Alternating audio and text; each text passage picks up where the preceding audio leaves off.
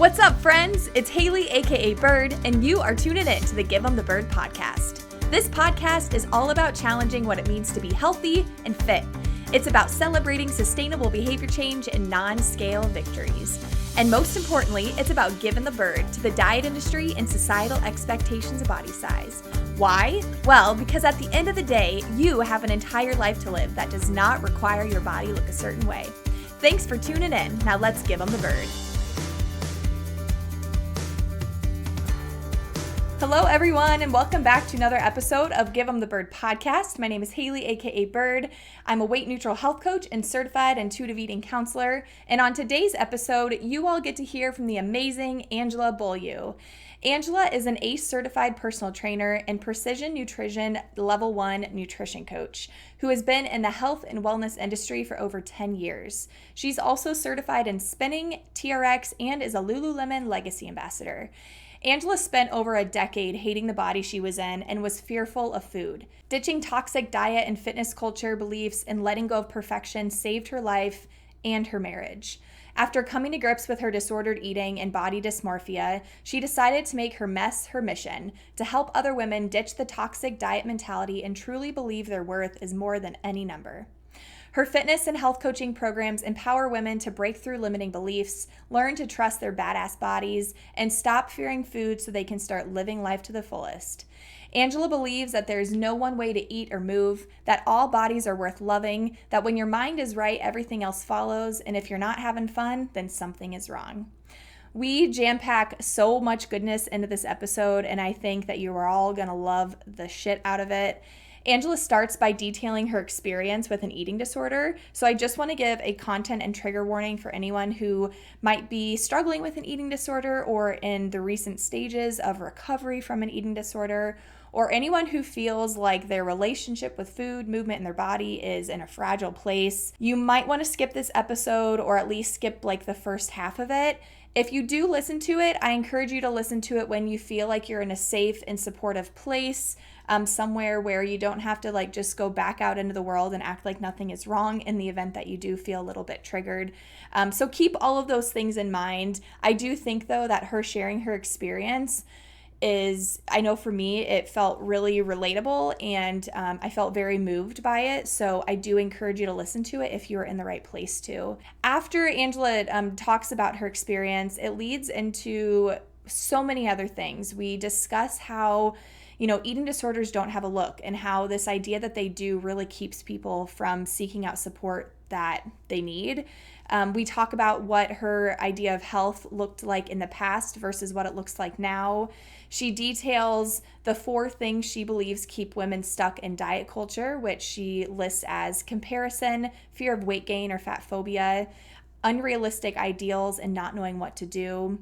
Then she shares how transformational making peace with food, or this idea of habituation and just increasing personal awareness, how transformational that has been for herself and the clients that she works with. We bash on the ideas of willpower and self-discipline when it comes to toxic fitness culture, and she wraps up the episode by giving a brilliant analogy for thinking about black and white thinking. So you gotta stay tuned for that. I love a good analogy, and this one was like absolutely hit the nail on the head. I loved this conversation with Angela so much. We actually stayed on for a bit after and just talked about our experiences, and I felt like my soul was truly just filled up with things that I have going on in life right now. And I really, in recording this intro, just have been reflecting on how grateful I am for the last 2 episodes and the last 2 guests that we've had, Jeff Ash and then today Angela Beaulieu, for being so open and sharing their personal trauma or experience with really tough things, and how they both did it with such grace and said that they do it in the hopes of positively impacting someone else. I just think the fact that they are at this place where they can share their story openly and do it for the sake of others is really beautiful. So I'm so excited that I get to end the guest episodes of season 2 with this one with Angela Beaulieu. I know you will take so much from it, and be sure to give her a follow and check out all of her offerings because she is a coach that you don't want to sleep on. All right, everybody, enjoy my conversation with the amazing Angela Beaulieu. Hello, everyone, and welcome back to another episode of Give 'em the Bird. My name is Haley, aka Bird, and on today's episode of GTB, I have the lovely opportunity to chat with Angela Beaulieu. Angela, hello and welcome. Hello, Haley. Thank you so much for having me here. I'm so excited to be here. Yes, I'm so excited that I hopefully said your name right. Like You did. that's You did I'm say it right. I swear to God, this morning when I like got on my Instagram, I was gonna do like a so excited to chat with Angela Day, and I was gonna say how I was gonna say like Bailu. Yeah, That's people have no idea. It's like Beaulieu. yeah. Oh Yeah, wow, there's fancy all, shit. but nobody's ever been able to say my last name even before I got married. My maiden name was Shakatano. Now it's Beaulieu. Oh So it's shit. been a cluster like my whole life. It's just like Angela. And when it trails off, I'm like, yep, I raise my That's hand. That's me. me. That's me. Wait, what's your maiden name? Shakatano. That is fucking fun. Yeah. Shakatano. Like, Boom. I love it. That's so cool. Well, Angela, before we dive into all things professional, fitness, non-diet, all that stuff, tell us more about who you are. What do you do? Where are you at? All the things. Yeah, so I am originally from California. I've lived in a lot of places, but me, my husband, my son, we live in Fayetteville, Arkansas. And I am a mom, I'm a wife, an entrepreneur, lover of hummus and the Whole Foods hot bar. Like, love it. What? I am a recovered hangry gal. I used to be hangry all the time. Mhm. And I'm one of those people who I want like people to invite me places and have all the friends, but when they do, then I'm like, why did I say yes? I don't Yeah. want to go. Like, that is me. So I'm kind of a golden girl. I go to bed early. Yeah, Absolutely. so that's kind of me I love it. personally in a nutshell. Can you tell me about this two things, the Whole Foods hot bar? I've never even been Yeah. to Whole Foods, so maybe if I Oh my if I've been gosh. there, I wouldn't. I You're like, I got it. I'm hanging up now. Right. Interview's over. So when we moved here, I was like, is there a Whole Foods? Because if there's a Whole Foods, I feel like everything will be okay. Oh. But it's just like overpriced organic Mm, food, right? It's like slap organic on it, it's healthy. But yeah. I love the hot food bar because they'll have all the prepared foods out and like you can make like nice big salads, or I always really love their mac and cheese. It's like Oh, so creamy and cheesy. But every Whole Foods, the hot bar is not created equally. The hot bar here is disappointing a lot of the time, especially post COVID. mm, I don't know why it hasn't come back full force, but when you go to like Austin, where Whole Foods started, like that one, it's like going to Disneyland for like grocery store lovers. You're like, oh, they've got like a wine bar in there. You've got a whole fridge with beer, like to either what? side of, yeah, it's amazing. Wow. The Nashville one is pretty good. But yeah, we Wow. were just in Kansas City, and Kansas City has a better one than we do. So we ate Oh at my Whole Foods gosh. for lunch in Kansas City because that's the type of people we are. I love that. Wow, I had my bachelorette party in Austin. We should have just gone to the You Whole should have just gone to the Foods. Whole What was, oh my Foods. God, a wine bar, beer, hot food, count me I in. know, it's an That's amazing. experience. Okay, another thing you said was that you were a former hangry girl. What is Yes. that? Okay, so my past is I had an eating disorder, body dysmorphia. And yeah, so I was just hungry to the point where I would just be angry, Mm, snap, like irritable, just not myself. So what I do now is I am a personal trainer and a health coach and focusing on intuitive eating, ditching diet culture, and helping women just reclaim their bodies and how they feel about food and their bodies. Um, because I dealt with fearing food for so long, hating my body for so long. And that's kind of why I got into what I do now. hmm Because I didn't want any other woman to feel so alone in it. I felt very alone. There wasn't Instagram at the time, or like it was just starting. I didn't know what intuitive eating was. And so for a long time, I felt very alone in my journey coming out of being disordered with my eating and my body image. So yeah. Wow. I love that you phrase it former hangry girl. Like that's much more like people for one, it people ask like, "Oh, what does that mean?" And then it starts this conversation, but Yeah. also like not that anybody needs to feel shame for having had an eating disorder or having like being in recovery, but it just is like a little bit of a lighter way to say like I had It an eating is. disorder, like I was a Because hangry gal. yeah, eating disorder feels heavy. Mhm. And especially like if you're first one acknowledging it or two going through recovery for it. I know that was one of the hardest things to say is I have an eating disorder. Mhm. Like it would take a while to get those words out. Mm. So Mhm. yeah, I like to lighten things up to make them easier to deal with at times. Oh yeah, I'm like Yeah. a humor is my superpower. Like Yeah. someone died, ooh, let me tell a funny joke about that. Like sometimes it works, sometimes it doesn't. Luckily, I Sometimes have it's not appropriate. yeah, Yeah. gotta know the crowd. Luckily, I'm like a I can pick up on the people around me. But yeah, I'm curious if you feel comfortable like telling us a little bit more about your journey. Like when Yeah. was it that you realized or kind of had like the wake up call that like, oh, what I'm doing isn't actually helping my body, or was it because of concerns from other people? And then what was that journey with recovery like for you?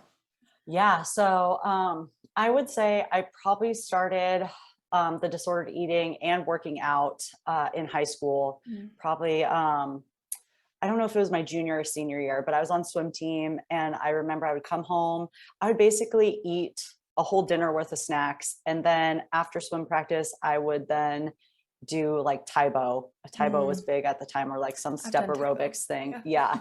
Yeah. And then I would eat dinner, maybe two helpings, right? And then I went to college, and that's when I started to stop eating. I started running all the time. At one point, my mom asked me if something was going on, and I was really good at lying. I was really good at hiding things.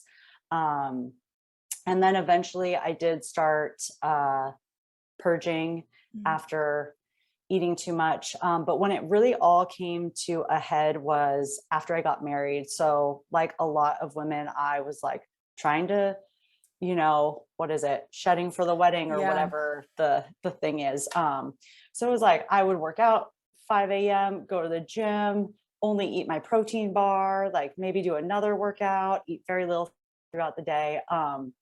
And once like everything settled down after the wedding, living with my husband, like I would just have outbursts of anger. Like one Mm. time I threw our dinner away. Like he made one comment. I don't even remember it. He does. I know he does. And like I was like, fine, I'll just throw all the dinner away. And Mm. I like literally threw the dinner away in the trash can.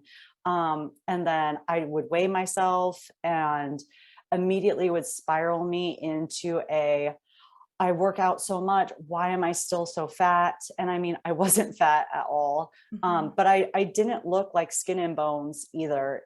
Like, Mhm. I don't know that looking at me, you would have said she definitely has a problem. Mhm. Um, but like, it would ruin our days. Like, I would be in such a bad mood, and he's like, "What is going on?" And I wasn't telling him. And finally, I had this realization, like if I kept on this path, I was going to lose one of the greatest things in my life, which was him. Wow. And I didn't want to do that. And that's when I told him, I was like, I need help. This is Mm. what's actually going on, and this is what I'm doing. And it was really hard, really hard. And then I had to tell my mom, and that was really, really hard. Telling people is hard. And the other really difficult thing was finding a therapist. Mm. um, I don't think anybody really talks about what that process is like, or how you even go about it. I remember making one phone call and being like, well, like I have some voices in my head. Like, I think we all have voices in our head. It's like, oh, you look fat, or this or that. And I Right. said that to whatever healthcare provider, and they're like, so you're schizophrenic or you're like a psychopath. And I was like, whoa, no, like these are like normal voices. They're not telling me to Yeah. go like rob a grocery store. Right. Like it's Yeah. like an internal monologue. Like, Yes. um, and the first therapist I saw, I've kind of blocked it out. It was such a traumatic experience. Mm. Um, like mentioning my issues, and I think it was a man, I'm not positive though, but it was basically like, well, why don't you just get over it? Mm. And I left crying. My husband picked me up and I was like, I'm never doing this again. Yeah. And so I ended up saying, I'll go see a nutritionist instead. And she was a great nutritionist, but still I was lying. She Mhm. would give me things to do, or like an amount to eat, and I wasn't doing it. And eventually I think she recognized it was a bigger issue, recommended another therapist. She was really good, started the process. And then the therapist I found after her, she was amazing. And that's when I had some big breakthroughs and really started turning it around. Mm. Wow. Thank Yeah. you for sharing that. I mean, Yeah. I didn't put that on the outline. So I just want to say thank you for like being open and, Yeah. sharing that with us. I think one of the big things that stood out to me that you said was about like eating disorders having a look, and like I wasn't skin and bones, and I can totally relate to that too. Like whether it's, in my personal life or with like students that I meet with or people that I see, I think that people attach a look to it so much that oh, it's not that bad. At least I don't look like that. And then Mm. you see it in movies. I was just talking with the dietitian that I work with. I don't remember what the movie was, but it was on Netflix. It was like To the Bone or something like that. Oh, yes, I watched that.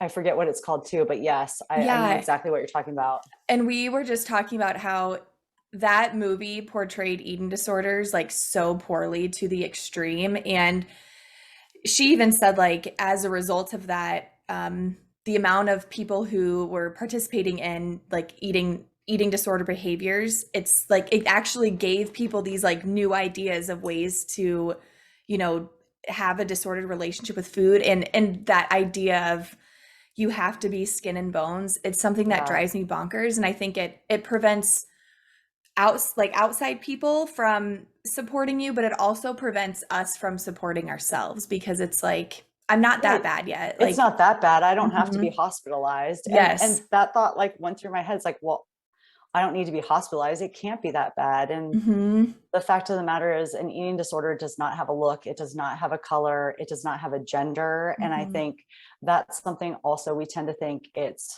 women and white women specifically, Mhm. but it's also men. It's also people of color. Mhm. Um, and I think, it's really normalized for it to be a white woman talking about an Yes. eating disorder, but to have more representation and knowing like, hey, you don't look like me, but you could still be dealing with this, and it's just as big of a deal for you as it is for me. Yeah, and sometimes even almost like a bigger deal, only Yeah, because of lack of access, lack of access like and support. Yeah. mhm, yeah, Hmm. yeah.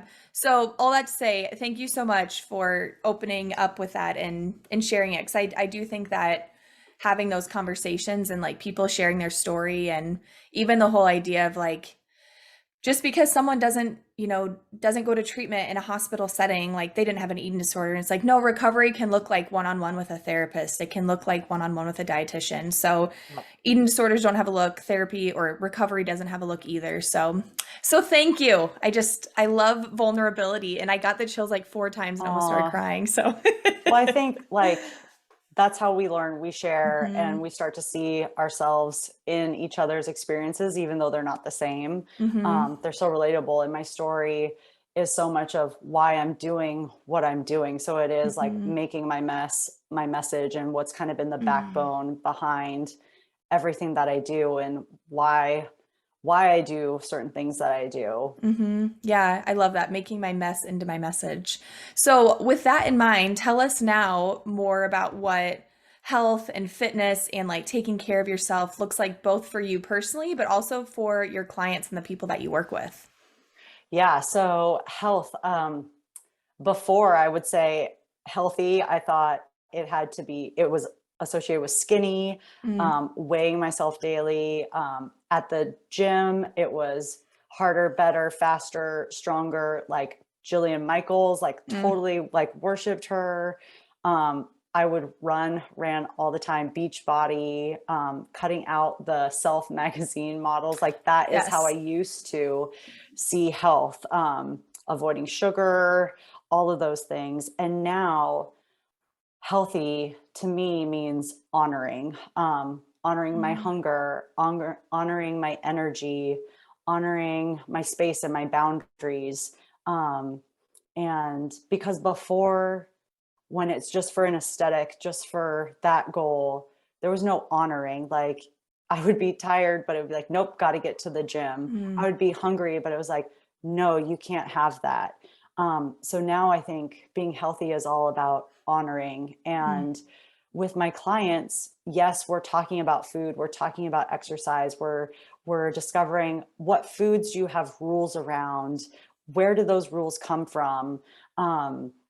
But also what we end up discovering is it's so much more health than just what we're eating and just how we're moving. It's how we think about ourselves. And so many of the women that I work with, their self-worth is tied to looking a certain way or weighing a certain amount. And so stripping that away and being like, no, your success isn't tied to a size. What else can we tie it to? What other goals can we strive for? So it ends up, we start with the food and the fitness, but we go into all aspects of their lives. It becomes so much more than just the food and just the fitness. I love that so much. I can relate to that too. It's like someone will come to me for fitness, and the next thing I know, we're talking like about sexual health. Yeah. I work with college students, so I mean, anybody can talk about it, but yeah, or like about setting boundaries. And it's always so cool to be like, remember how you came to me for weight loss or for fitness, and now we ended up like one student in particular. I remember I shared this on a recent episode of the podcast, but she came to me because she wanted to get more consistent with like exercise. And for like a year, she really struggled with consistency. And then she was feeling down on herself for not having been consistent with exercise. And I was like, in the back of my head, knowing that she has done so many other amazing things over the last year, I was like, I wonder what other things you have accomplished in the last year because you haven't been able to be consistent. She was like, oh, I gained self-respect. And I was like, fuck. Like, okay. Yeah, mic drop to the max. Yeah. So I love that it's really meeting your client where they're at, and also showing them, it sounds like what you do is really show them that there's so much more that matters to their health and their well-being beyond, like you said, the food and the movement. I think that's so beautiful. Yeah, I'm curious. So for women who like, how do you make that switch for them? How do you get them to be, like the ones who like are entrenched in diet culture? How do you help them? Well, for one, I'm curious what you notice like keeps them stuck in diet culture. And then how do you help them begin that process of like untangling their worth, like what you mentioned, from the diet culture-y stuff, if that makes sense? Yeah, it does make sense. So I think a couple things keep women stuck in diet culture. I think one of the things is comparing themselves either to other people, to actresses, actors, models, people they see on Instagram, and also past versions of themselves or what they think they should look like. So this comparison keeps them stuck, and having this unrealistic ideal that society kind of puts on us, right? Like if you're over a size 6, like you're fat, and that like in what world? Like that's insane. And we all know women's sizes, they're all over the place. Trash. It's trash. Put it in the trash bag, burn it on fire. It's a dumpster fire. So yeah, I think comparison is keeping women stuck. And a lot of my clients have dealt with that. And then being scared of gaining weight. So the fat phobia. And I think a lot of people think, well, I'm not fat phobic, but when you're trusting diets and you put your faith in these diets, like they're the holy grail, like any book, South Beach, keto, whatever it is, like buying these books, redoing your cupboards and your fridge every single time, and you're trusting these diets over trusting your body. Why is that? Mm. And I really believe it comes down to the fear of gaining weight, that if they listen to their bodies, they're going to be bigger. Mm. And the thing is, with intuitive eating, we don't know what our body's going to do. Mm-hmm. We may think I should weigh, like my clients, some of them will come to me like, this is the weight that I know I'm happy at. Let's say it's 140 pounds. Like, this is the weight that I'm happy at. Like, that's where I need to be. So I need to lose 20, 30 pounds, whatever. But it's okay. How in your life are you happy now in this body that you're already in? Not to say that your weight loss goal isn't important, because I do believe there is health at any size, right? But we as individual people may not actually be healthy at any size. Mm-hmm. But also thinking, okay, when was the last time you were that weight? Maybe it's not realistic. And when we start to listen to our bodies, where our bodies are happiest, where we feel the strongest, where we have the most energy, that number, it may be less, it may be more. Mm-hmm. And so like getting rid of the numbers is a lot of work, and it takes time. I have some women who come in weighing, and I don't tell anybody that they can or cannot do anything. I think it's a very personal choice. Some people are okay with the scale. I've learned I'm not okay with the scale, and I don't think I'm ever going to be. There was a brief period where I thought, and then I was like, nope, you're falling back into patterns. Yes. And I was like, I can't do it. And that's okay. It doesn't mean there's something wrong with me that the number affects me. Yeah. Like, it's okay. But once, eventually, almost with all of my clients, they start to realize every time I weigh, it's affecting my mood. It's affecting how I'm eating. And so eventually they come to the decision that, let me take a break from it. Wow. So, yeah, I think that's the comparison, unrealistic ideals, the fat phobia, and then not knowing what to do. Like, if you're so entrenched in diet culture, you may not know that there's another way. And intuitive eating, you're like, what is that? So I just eat whatever anytime I want. And you're like, well, that's just like one part of it. Like a little guy, just a little piece. But there's also this thing called gentle nutrition, and we do want to listen to our bodies, and eating donuts all day, every day isn't going to make us feel great. Like, but starting to make peace with food, I think, is the first thing that makes a big difference. And also, honoring their hunger and fullness cues, because a lot of them have fallen so out of touch, or haven't even stopped at a meal to ask themselves, how am I feeling? How hungry do I feel? And I've seen a lot of progress with my one-on-one clients and my group coaching clients. They're like, just stopping to be aware of my patterns, that awareness is enlightening. I was just going to say, I love the way, just from what you said, I love the way you coach. Like, I just, listening to that, I'm like, I love that it sounds like what you're doing is you really help them increase awareness so that they can make the decision for themselves, and talk about like body autonomy and empowerment right there, versus being like, only come to me if you're ready to ditch this, like completely, never step on the scale. Like, I just love the gentle approach that you take, and where you ultimately, like, my big philosophy is you are the expert of your own body. And I feel like that's totally in line with what you do. So I just feel really good about the way you coach. Just from that, I'm like, you're good at what you do.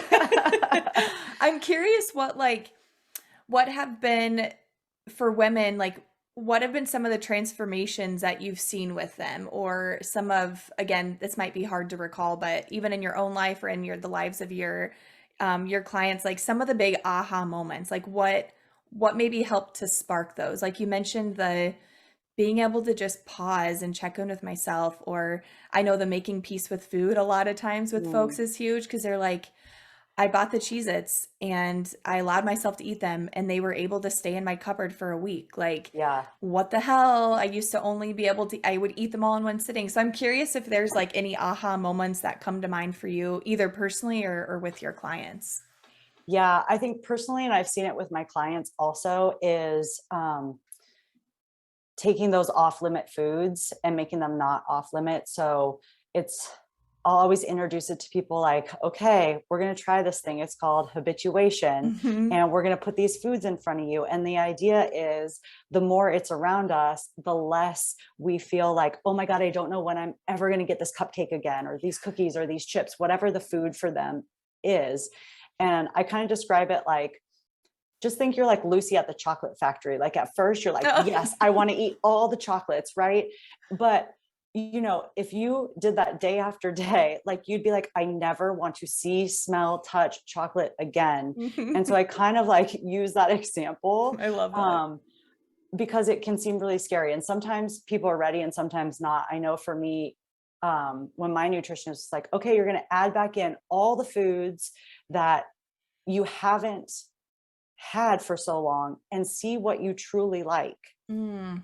Because I was subsisting on like cottage cheese, Caesar salads, and like smoothies. Like Mm-hmm. that was like like, oh my God. I mean, I did every diet. I went vegan just so I could be like, oh, I can't eat there. Right. Mm. Um, but then I would like binge on cookie dough. Yes. And so it was a whole mess. But at first I was like, add in foods? Like what? And I don't even know what I did first, but I do have to say, once I finally like accepted this idea, it changed my whole world. It was like, wait, I can have a cookie on a Wednesday. Yeah.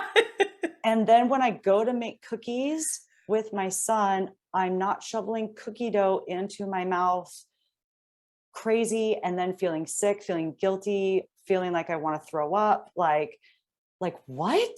Mm-hmm. But if I hadn't reintroduced foods and been like, it's okay to eat this, I don't think I would have ever gotten there. I think to this day I would be like sneaking cookie dough Mm-hmm. and probably throwing up in the bathroom still. Mm-hmm. Like, and I had that happen with a client. Like she was so scared of pizza. And so it was like, okay, when you're ready, you tell me and let's try this. And we did it. And she was like, I don't even want it. And I was like, yeah, and that's the point. You're going to eat it even when you don't want it, just to see like, oh, this food is not controlling me anymore. Mm-hmm. Mm-hmm. So for myself and for a couple of my clients, that's been huge breakthroughs. And then kind of like we mentioned before, the awareness. I think we're all walking through our days so automatic that some clients, even the most simplest thing, water, not realizing that they're barely drinking any water. And then being like, oh my God, just drinking water, I have so much energy, like my Yes. skin looks better. And so the awareness is huge, because if we're not aware of our patterns, there's no way we can heal them, fix them, try to go in a different direction. And one client, it came up around family and food. This was a big Mm. one. Her family came and was commenting on what she was making. They're like, why are you making a salad so big? Are you going to eat all that salad? And she did be like, hey, I'm doing what's right for my body.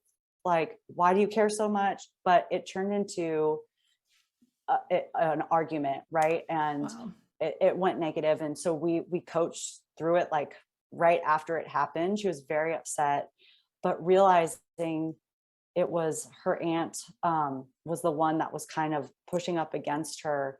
And so just reframing it, like she was coming to it as her aunt was like nitpicking at her, like she's always on my case, they're always judging me. And I was like, okay, do you really think your aunt is wanting to nitpick you, wanting to judge you? Could it be anything different? And we kind of went through this whole process. And then finally it was like, no, she probably actually just really cares. And this is her Mm. way of showing love. And it was like this big moment for Wow. her. And I mean, it's still going to be a practice to learn to kind of brush off the response or deal with it with kindness, instead of her feeling like she's backed up against a wall, and be like, no, this is how she's trying to show love, Mm. even though it's not how I want to receive it. Mm-hmm. Right. But just kind of understanding where her aunt may have been coming from was like Wow. huge. Wow. And yeah. Isn't it, that's like just another testament to how it's not just about the food. Like it's there's so much more involved in it. It's our beliefs, it's our relationships, it's boundaries, it's culture. Like there's so many other things that are involved in it. And with like, toxic fitness culture or like diet culture, it's just the food. Like Yeah. it's just food and it's just movement and Mhm. sprinkled in some discipline, right? Like If that's only all you you had need. more willpower, everything Yes, would be okay. girl. Yeah. I fucking hate that W Oh, word. I'm like, when one of my clients said willpower, I'm like, oh, I'm like yeah. cringing on the like all my insides are like, no. Yes. Yeah, that's me when I hear discipline. I'm like, and obviously it depends on the context, probably like with willpower, but it's like I'm just not disciplined enough to keep going to the gym. I'm like, they feel like there's more to it than that. Like, Yeah. it's like, And normally there oh, is. There's something else there with that. It's not just like I don't have the willpower. It's like, no, maybe you're not addressing your emotions behind going to the gym. Maybe you had a coach that it was like no fun and it was punishment. Like those are things I've talked to with clients like, oh, I'm realizing I don't enjoy working out because when I played soccer, they made us run laps and it wasn't fun. And I dreaded it every single time. And it's like, yeah, like those are the things that make a huge difference. And then it's like, okay, well, what type of movement do you like? Because you don't have to run. Like, you don't have to go to the gym if you don't want to go to the gym. Like, mm-hmm. it doesn't have to look a certain way just because, like, that's what these TikTok and Instagram influencers are showing you. Like, I get so upset with people who are like, you shouldn't do any cardio. You just need to be lifting heavy. And it's like, let's just get people to move. Like now we're Yes. going to nitpick and say, don't do cardio. It's like, Mm-hmm. yes, obviously cardio 7 days a week for hours on end. I used to be that person. It's tearing your body apart. You're probably going to be sick all the time. It's not great, but like, let's not, it's so overcomplicated. It Yes. makes it's just like make it easier for people and don't make people feel like shit for what they're doing. Cause I watch some of the stuff and then I'm like, is what I'm doing shitty? Yes. Like what? I do that same thing. I'm like, wait a second.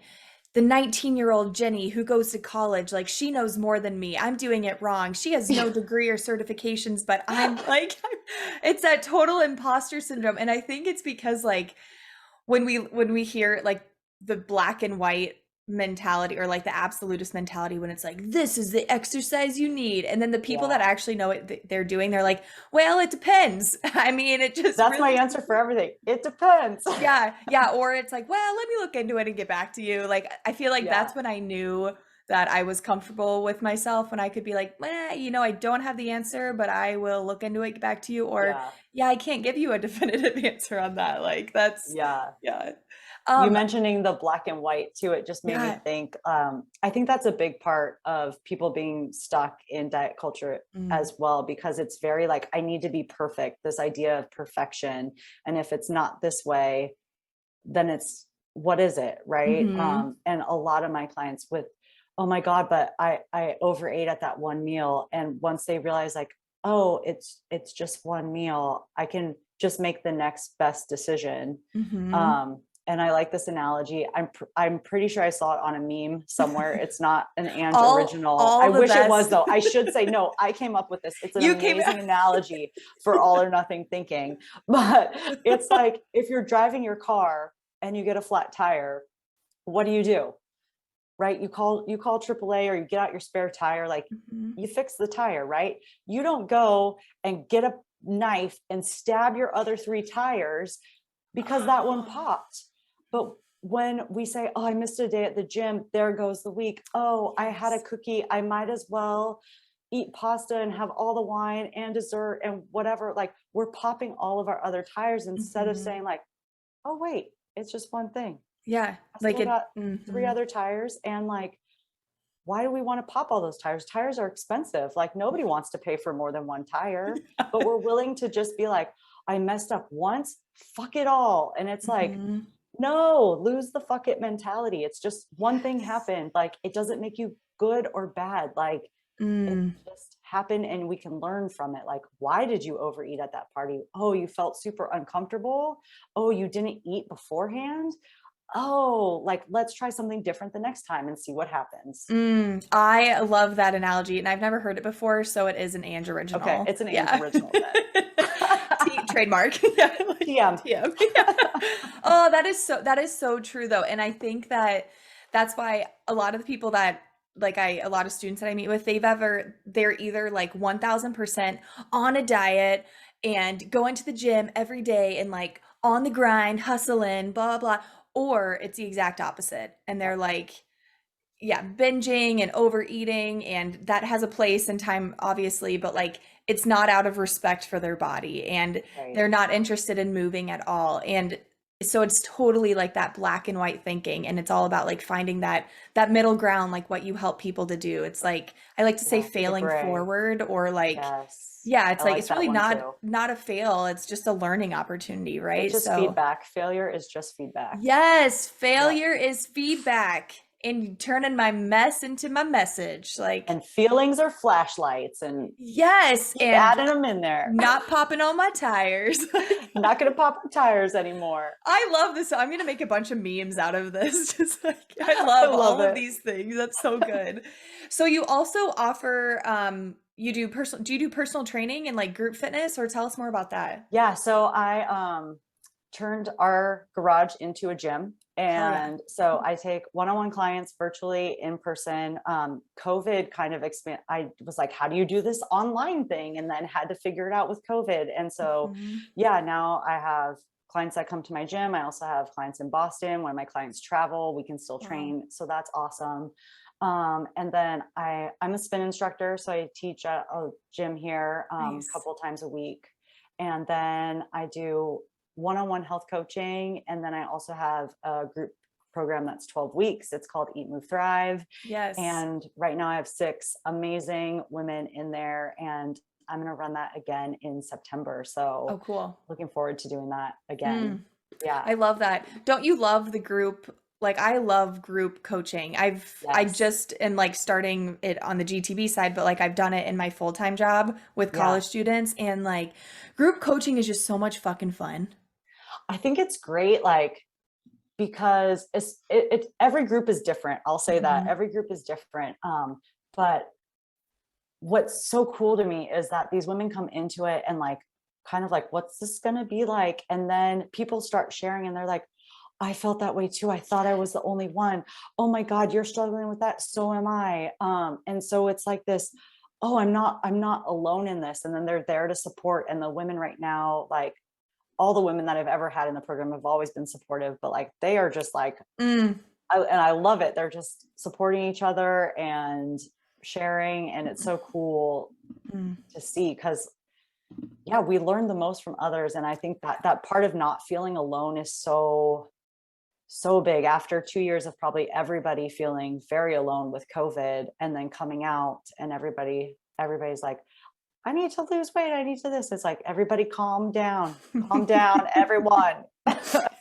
Calm the fuck down. Calm We're in down. this. Yeah. Oh, that's so funny. So, you're amazing. I Aw. absolutely love your approach. I love your reels. You crack me up. Like the one, what were you doing? You were making something and it got, Oh oh, my you were like gosh. stir your peanut Yes. butter. The Okay. stirring your peanut. So that works. I've done it once I before. totally trust you. And it works. So you take your jar of peanut butter, almond butter, this, I hate it when they have the oil on top. I like the ones that they don't. It's like I think mixed, yeah. Trader Joe's makes ones, but anyway, yeah. So I was doing this. I was like, oh, we went to Trader Joe's. I got my nut butter. I'm going to do this cool trick and like show everyone on Instagram and be super cool. No, I did not have a good tight grip on the jar, and this nut butter went Everywhere.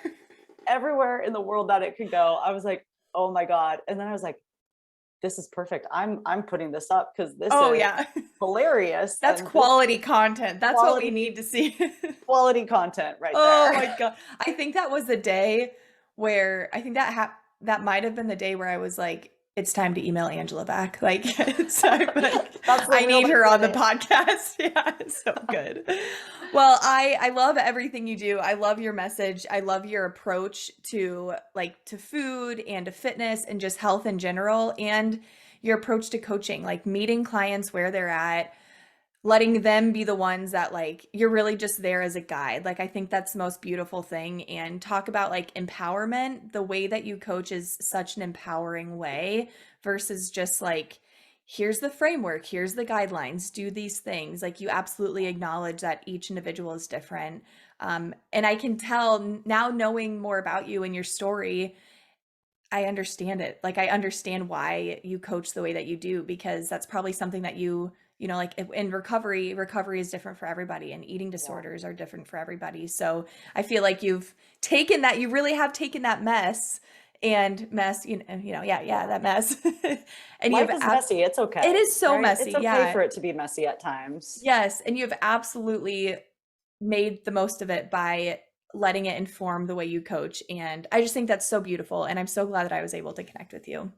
I'm so glad to have been here.